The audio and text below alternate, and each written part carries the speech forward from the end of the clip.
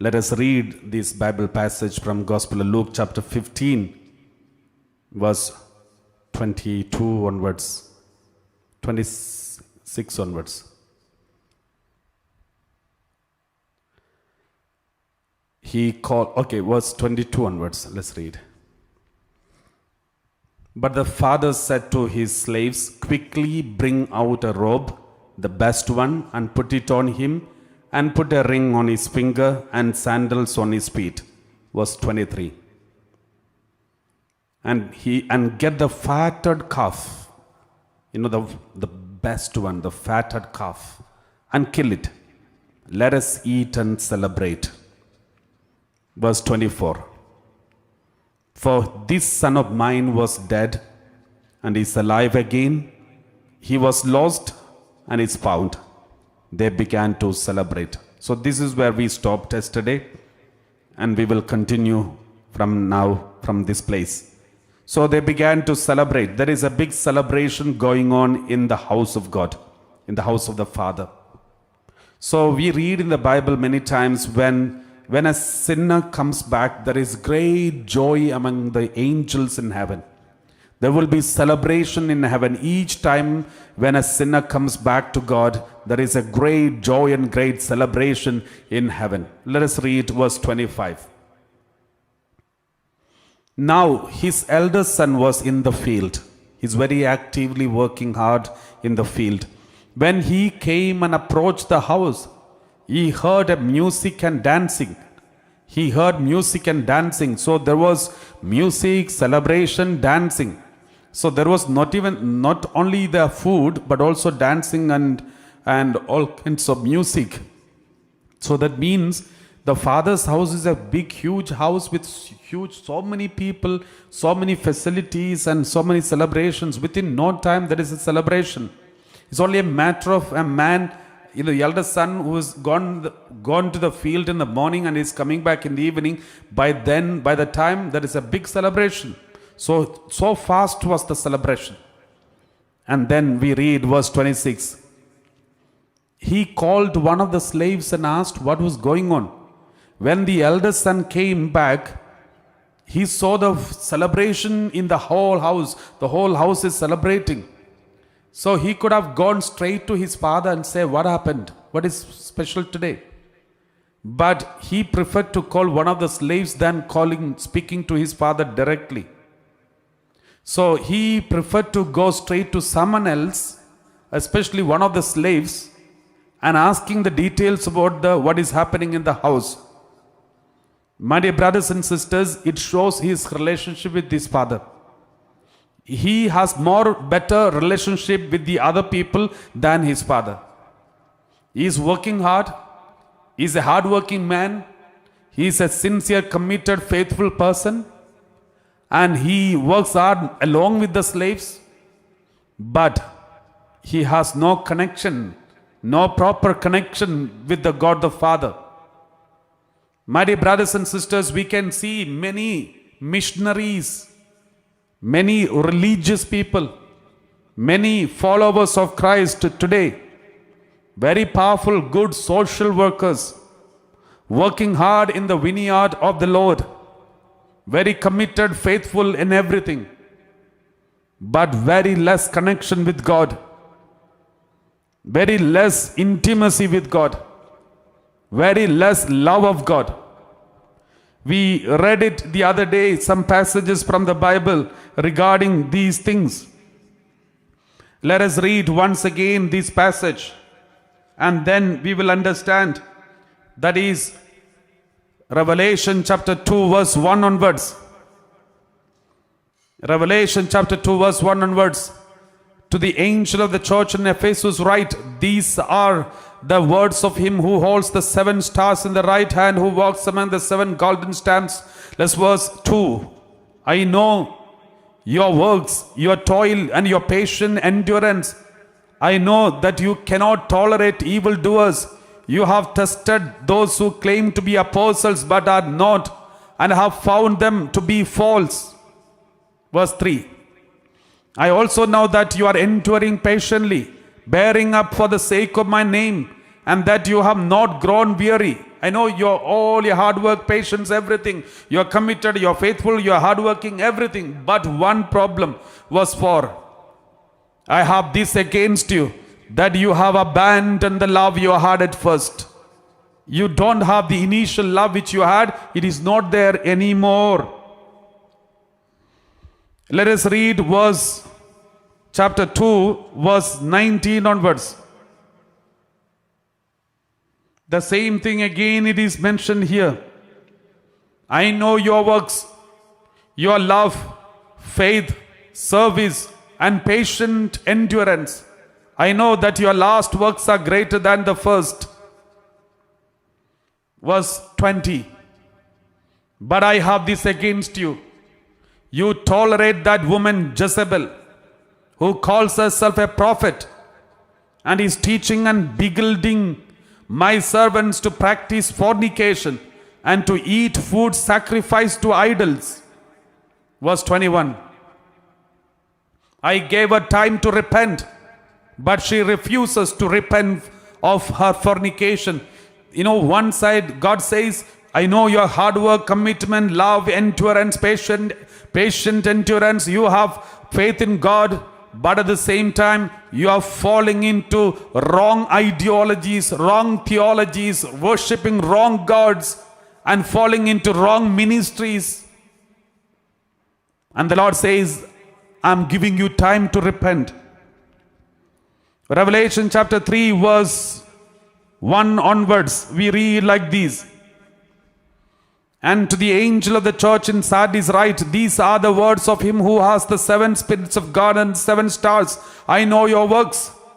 You have a name of being alive, but you are dead. Verse 2.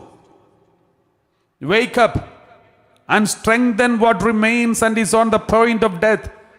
For I have not found your works perfect in the sight of my God. You may be working hard.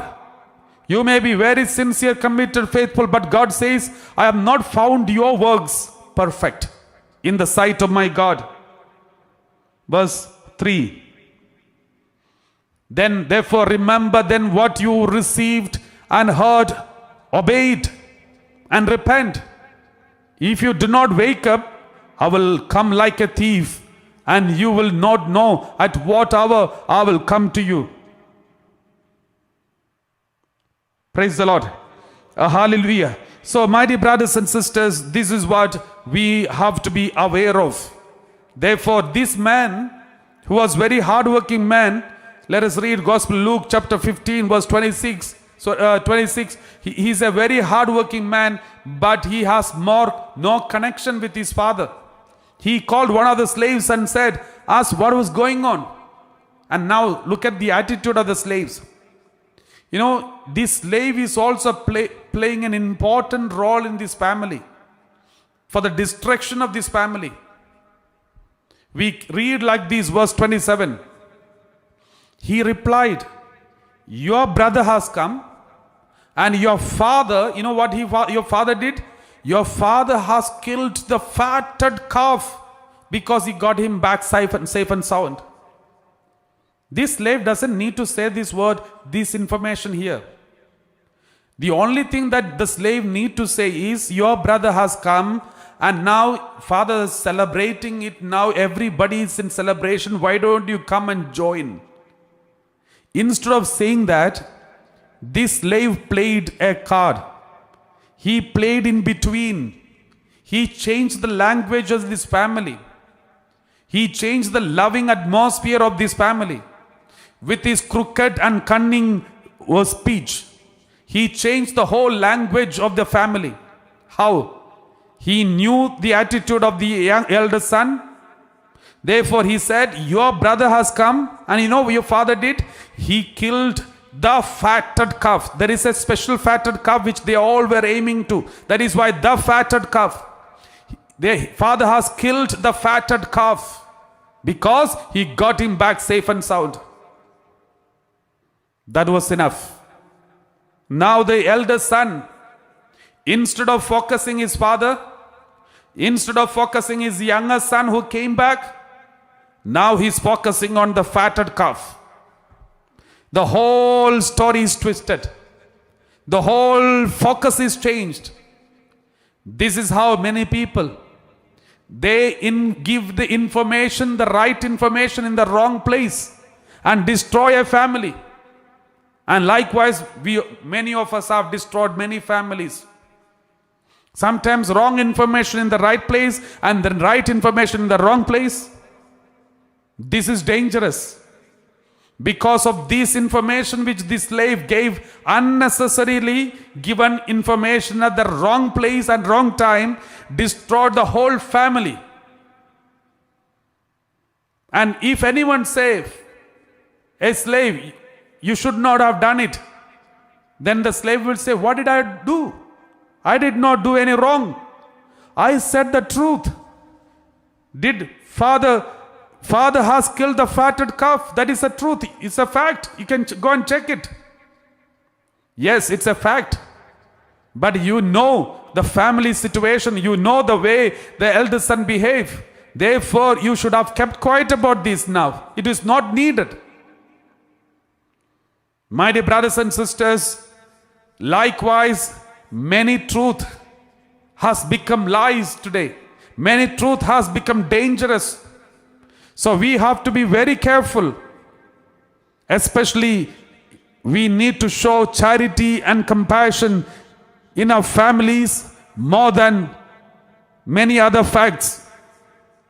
So the Lord says, your brother, the slave said, your brother has come, your father has killed the fatted calf. And then after that, verse 28. Then he became angry and he refused to go in. He did not enter inside the house. And then his father came out and began to plead with him. Now, where is he now? The prodigal son is inside the house and elder son outside the house. Earlier, when the prodigal son was self-centered, I want to get my possession, my property that belonged to me, give it to me. When he was self-centered, he went out of the house. Anyone who is self-centered will be out of the presence of God. God need not chase you out. You will go out. He went out because he was self-centered. Later, he came back. When he came back, he was not self-centered. He said, I don't need anything. I am unworthy. I am unworthy. I am not worthy to be called as your son. I am unworthy. When he said, I am unworthy, he's back to the house.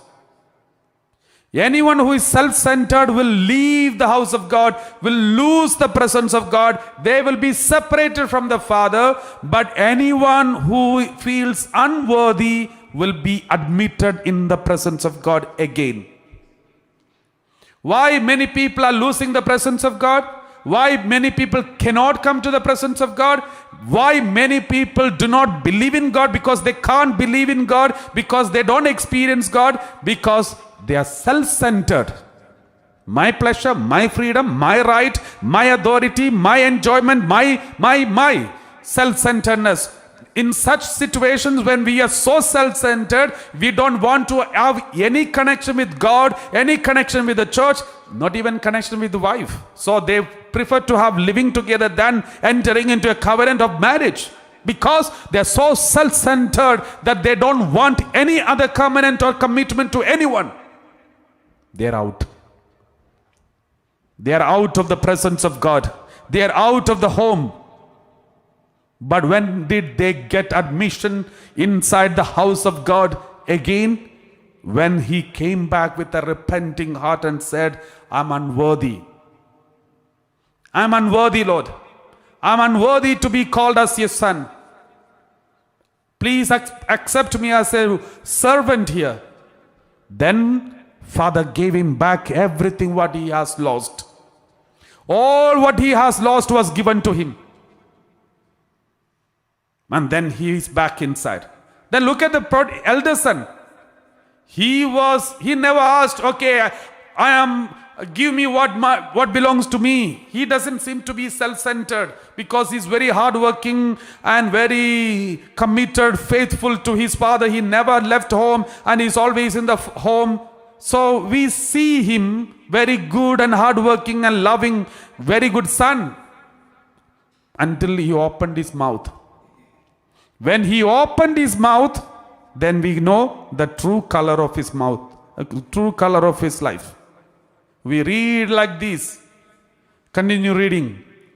The prodigal son, the elder son, the father came down from the home, leaving the celebration. He came to the darkness where this boy is sitting outside. Father came down. That is called incarnation. Leaving the heaven, God came down to this world where the full of darkness, and sitting along with the human being and trying to convince us who we are. That is called incarnation. That is exactly what Jesus did. In the prodigal son, Jesus is also speaking about his own incarnation. Leaving the celebration in home, he is coming down and sitting next to the elder son and convincing him who he is. Then he became angry and refused to go in. His father came out and began to plead with him. The whole crucifixion is nothing but the heavenly Father pleads with the human being and say who you are, what is your role, how important you are in the presence of God. That is the summary of salvation history. And then verse 29, what was the reaction of the elder son? He answered his father, listen, all these years I have been working like a slave for you. He didn't even address his father. He said, listen, all these years I have been working like a slave for you and I have never disobeyed your command, yet you have never given me even a young goat so that I might celebrate with my friends. What does it mean? He is also self-centered. He may be a more cunning, political, self-centered man who was successful in hiding his feelings from his father so far. But when he opened his mouth, everything came out. If you talk to somebody for 5 minutes, all his secrets will come out. All his character, behavior, attitude, everything will be revealed to you within 5 minutes if you just talk to someone for 5 minutes. Because the tongue is a mouthpiece of our character. So he answered his father, listen, all these years I have been working like a slave for you. Who was he? He was son. But what was he doing? He was working like a slave. That is why he is complaining. You did not even give me young goat for me. My dear brothers and sisters, when do we start complaining? God, why are you not healing me? Why are you not blessing me? Why are you not touching me? Why are you not giving me a good job, good salary, good money, good property, good family? Why are we complaining? When do we start complaining? The moment we lose our identity. When we think that we are a slave, that is when we start complaining. When we know who we are, we will stop complaining. Who is he? Verse 30, we read, he's still continuing complaining. But when this son of yours means his brother. When this son of yours came back who has devoured your property with prostitutes, you killed the fatted calf for you. Oh, that's a problem. So he killed the fatted calf. That instigated him. He is worried about this small fatted calf. But what did father say? Verse 31, then the father said to him, son. What did he tell his father? Listen. He didn't even address his father as father because he thinks he's a slave. Then how can he call his father father? But the father looks at him and say, son, I'm reminding you who you are. Because you are complaining. Son, you are always with me. And all that is mine is yours. This is the key word, key sentence in the whole parable. All that is mine is yours. Healing, miracles, wonders, blessing, prosperity, protection, everything that you can think of that belongs to God is yours.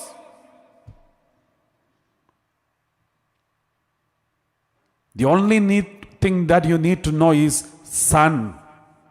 You have to understand you are a son, you are a daughter. Once you know you are a son and a daughter, you need not worry. You know, you have your family. Suppose you have lots of property and money, power, position. You have lot of bank account and then lots of gold and other things in your home.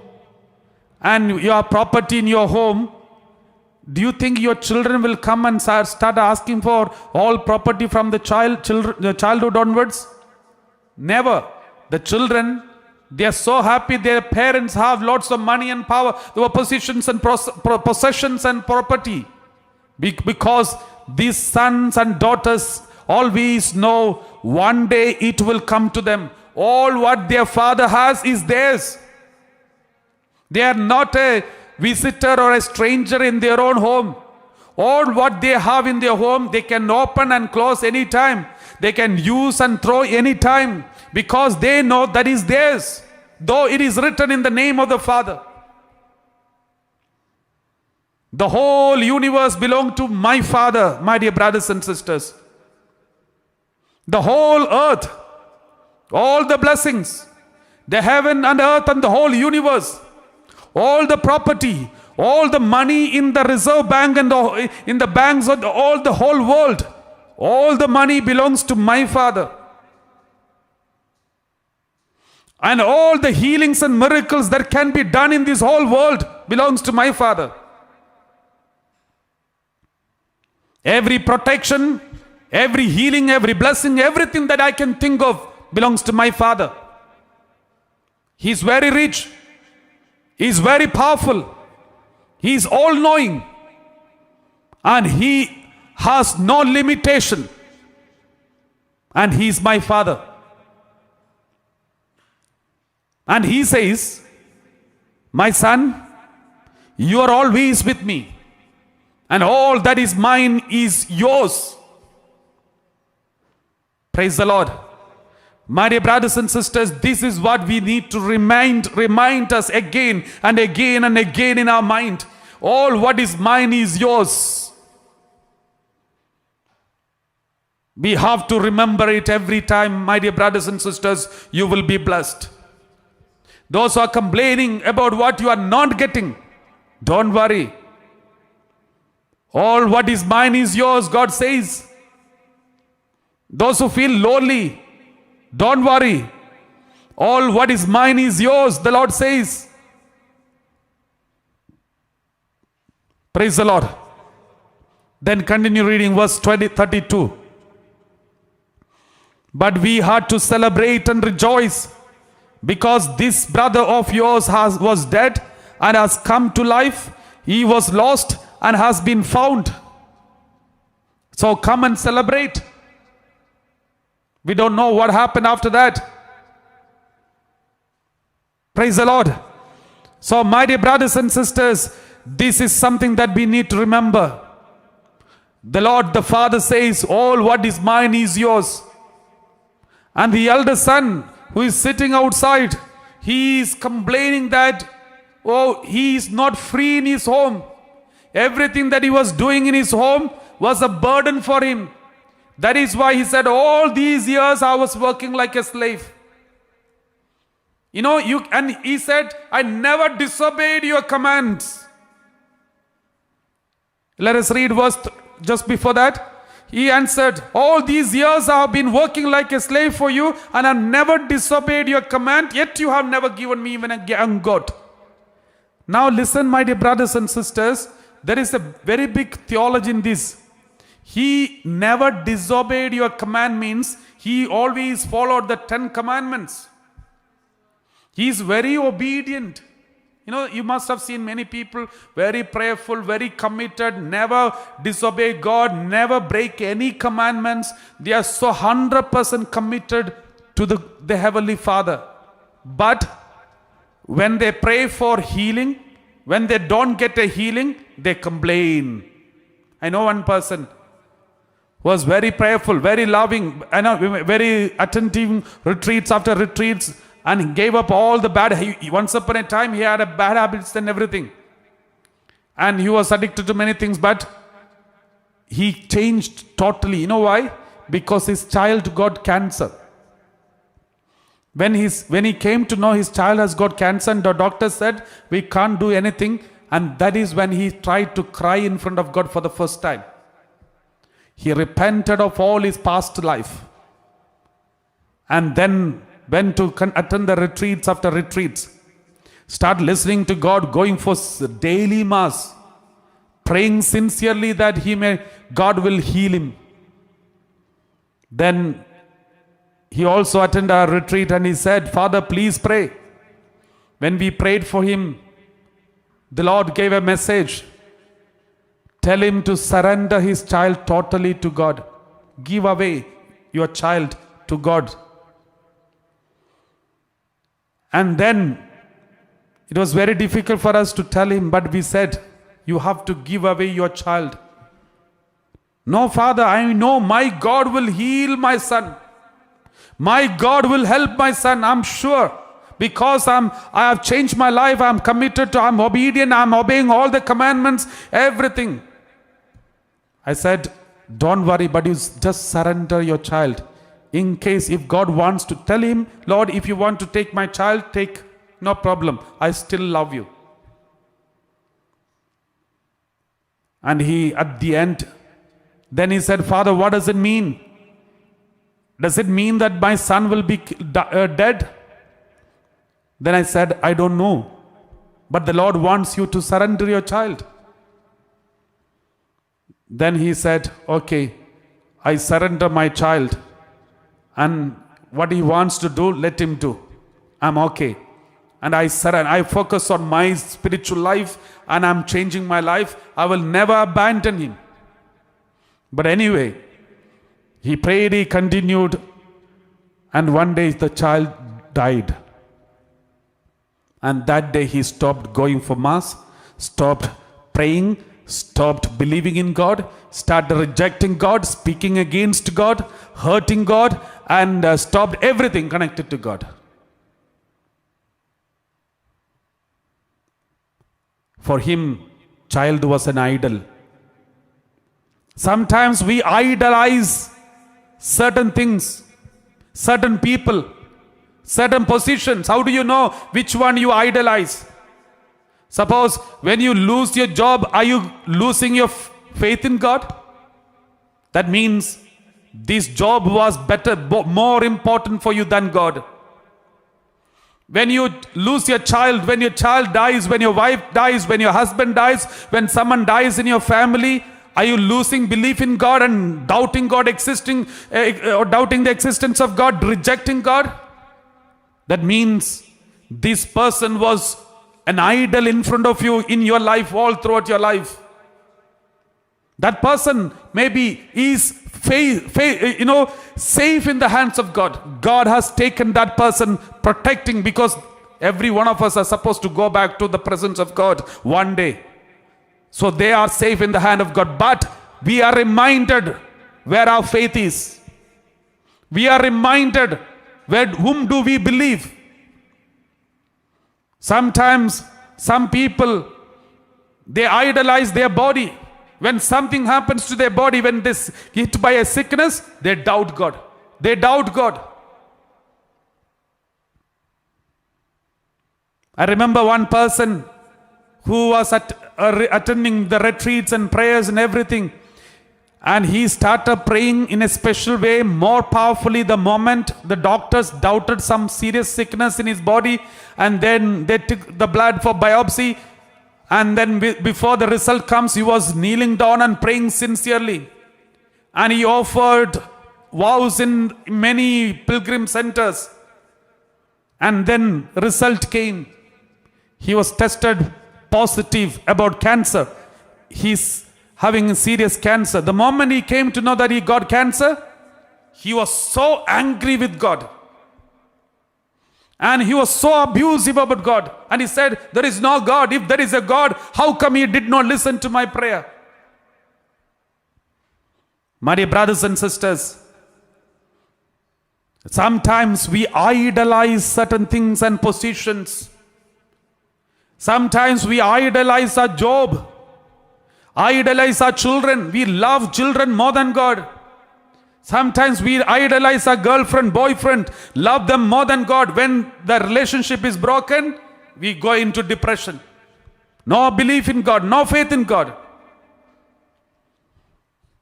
If our relationship, everything doesn't come from God, if it is not sprouting from God, there is a problem of idolatry. This is called idolatry. The true idolatry is substituting God with someone else or something else. That is called idolatry. That is what is forbidden in the first commandment. Praise the Lord. Praise the Lord. So this is something that we need to remember. So this boy, this young eldest one, he was obedient. 10 commandments, all the commandments he was obedient. But not as a son, but as a slave. What does it mean? You can be obedient to the command of God in two ways. You can be obedient to the command of God in two ways. One is obedient to God as a child, obedient to God as a slave or a stranger. When you are obedient to God as a child, that obedience has no burden, no heaviness. You know, if you are a son of a house, if you are a child of a house, all the house rules are part of your life. It is not a burden for you, because after all it's a house rule. Your house rules. But if you are a slave, or if you are a stranger, if you are an outsider, it may not be so easy for them to carry. I remember when I was very small, I went to play outside, and then meanwhile my mother was cleaning the house, cleaning the whole house and everything, and then keeping everything neat. By the time we came back, me and my brothers came back from the field after playing, and the moment we were about to enter into the house with the sandals on our feet, then suddenly my mother screamed, "Stop! Remove the sandals and come in." Then instantly we knew everything. We removed the sandals, and without any grumbling, without any problem, very easily we got in. We had no problem.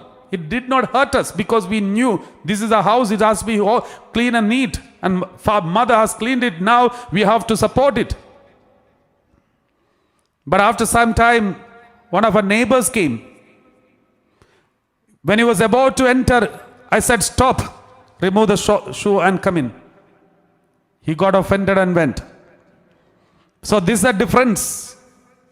The child of the house understands, but the stranger doesn't understand the house rules. For him it's a burden, but for the child it's not a burden.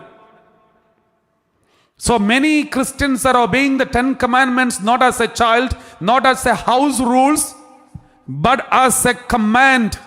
And you are a stranger. That is why for many Christians, obedience to the command of God is a burden. Jesus said, "My yoke is not heavy, easy to carry." My yoke is easy to carry, provided you know who I am, and you should know who you are. Many Christians, Christian life, they say, "Father, it's not practical. It's very difficult to practice." Many people saying, it's because you're looking at this Christianity as a slave, or as a stranger, or as an outsider. If you are an insider, if you are a child, and if you know who you are, you will never look at it as something difficult and impractical. How come St. Lawrence, the deacon in the second centuries, he went to when he was boiled in the oil, boiling oil, and whole of his back was boiled. He was praising God, singing. After some time, he lifted his head up and looked at the soldiers and said, "My back is boiled enough and turn me over." And then with this frying pan, they turned him over. And then his front side was also boiled. He was cracking jokes just before his death. Why? And he is the patron saint of all jokers because of this. Why he could joke at the last moment? Because for him, even this frying in the oil is not a burden for him. He's enjoying it. It's not heavy for him. Why Saint Stephen, when he was stoned to death, he was kneeling down and lifting up the hands, and he was looking up towards the heaven, and the heaven was open, and he could see Father and Jesus standing next to him. And then he said, "Father, forgive them. They do not know what they are doing." Well, how could he pray this? Why didn't he curse God? Why didn't he shout at God and say, "God, where are you? Why don't you protect me?" No complaints, no blaming, no hurt feelings, because they all are children of God. They know who they are. Why are we complaining when there is a small problem?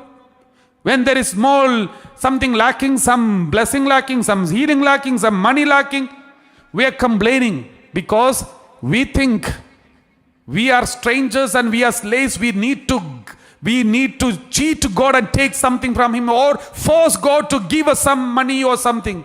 We don't need to force God. He knows who we are, and we also should know who He is. Praise the Lord. Father said, "All what is mine is yours. Why are you worried?" All the things that you are demanding, you don't need to demand. That's yours.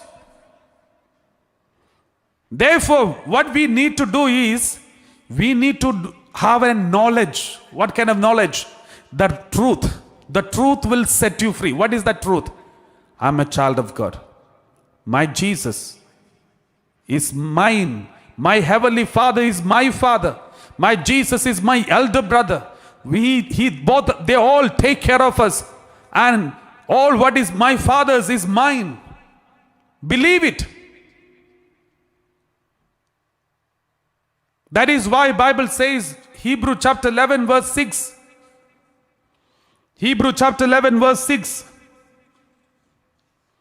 We read like this in the Word of God. "And without faith it is impossible to please God, for whoever would approach Him must believe that He exists and that He rewards those who seek Him." He gives them reward. Matthew 9:36. Matthew 9:36. When He saw the crowds, He had compassion for them, because they were harassed and helpless like sheep without a shepherd. Jesus, when He saw the crowd did not ask Him, "Jesus, we are like sheep without shepherd. We are like broken, shattered." They didn't say that, but Jesus knew it. He had compassion for them because they were harassed and helpless like sheep without shepherd. Jesus knows you. My dear brothers and sisters, wherever you are, Jesus knows you. He knows that you are harassed, helpless, disturbed, hurt, wounded. He has compassion for you.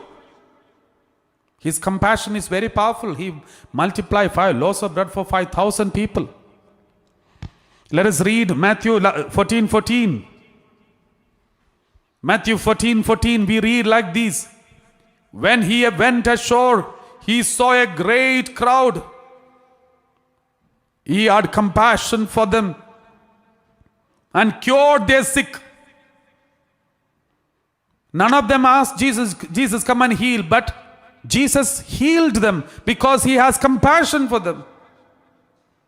Healing is theirs. You just need to believe who you are. You will be healed. My father, my brother, my family, the heaven is mine. Mark 6:34. Mark 6:34, we read like this. As he went ashore, he saw a great crowd and he had compassion for them because they were like sheep without a shepherd, and he began to teach them many things. Lamentation 3:23, 22 and 23. Lamentation 3:22 and 23, we read like this. The steadfast love of the Lord never ceases. His mercies never come to an end. They are new every morning. Great is your faithfulness. The steadfast love of the Lord never ceases. Even if you cease to exist, the love will never ceases. Even if you stop loving him, his love will never ceases. His mercies never come to an end. Psalm 103 verse 13. Psalm 103 verse 13, we read like this in the word of God. As a father has compassion for his children, so the Lord has compassion for those who fear him. As a father has compassion for his children, so the Lord has compassion for those who fear him. So, my dear brothers and sisters, this is our God. Let us thank the Lord. He cares for us. He loves us. He is there for us. Let us believe that we are children of God. Let's sing together the offer to him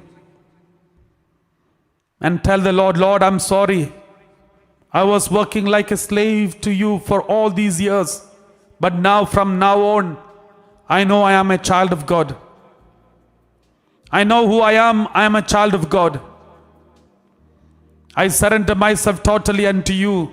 I will not be worried about anything of my life anymore, because I don't need to protect myself, but you are there to protect me.